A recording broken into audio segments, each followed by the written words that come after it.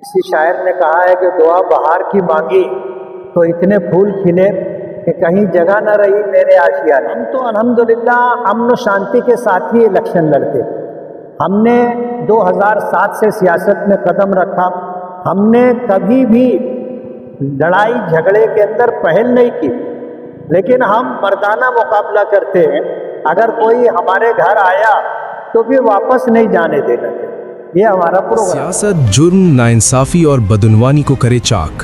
शहरों मुल्क की हर छोटी बड़ी खबर से बाखबर रहें आप। Like, share and subscribe news 41 Malegaon. आपको कैसा रिस्पॉन्स?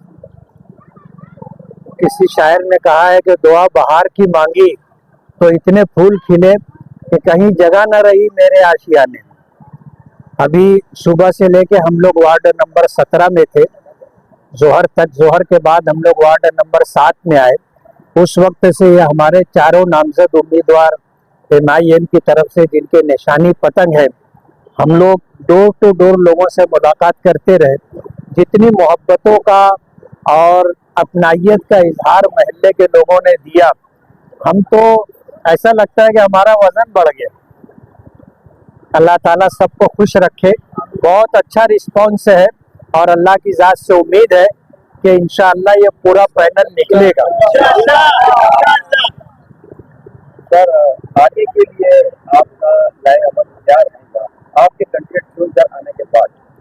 हमारा एक लक्ष्य है और वो ये है कि मालेगांव में जो बुनियादी सहूलतें खास तौर पर किनारे किनारे के इलाकों में नहीं है, उनको बुनियादी सहूलतें मिले। मालेगांव तरक्की और विकास के रास्ते पर जाए। हमारे गरीब बच्चों को प्राइमरी स्कूलों में अच्छी तालीम मिले। हमारे गरीब बीमार लोगों को हॉस्पिटल से अच्छा इलाज मिले और उनकी जो मूलभूत सुविधा है, रोड है, रास्ते, गटर, पानी, ये सारी सहूलतें उनको मिले। हम इस बात की कोशिश कर रहे हैं कि कारपोरेशन में हमारा मेयर बैठे तो हम इंशाअल्लाह ये सारा काम करेंगे। सर, एक और सवाल है खासतौर से आपसे कि आप एक मुफ्ती साहब हैं, मुसलमानों के आप आइडियल। हर वार्ड से हर पार्टी के कैंडिडेट ऐलान करते हैं कि पर्दा नशीन माएँ और बहनें, और उन्हीं पर्दा नशीन माएँ बहनों को रैली की शक्ल में बेपर्दा बाहर निकालते हैं। ये कहाँ तक मुनासिब? नहीं, हमने तो अल्हम्दुलिल्लाह खवातीन को तकलीफ नहीं दी। हम अपनी लड़ाई खुद लड़ते हैं, अपनी तरफ से भी, अपनी माँ और बहनों की तरफ से भी।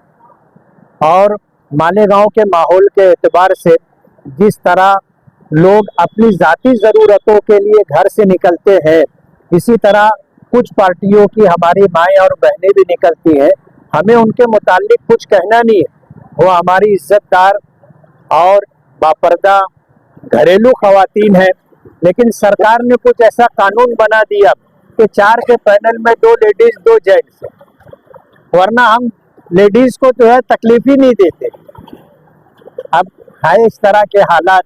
कानून के बाहर तो हम लोग नहीं जा सकते, कानून में रह करके हम लोग कोशिश कर रहे हैं।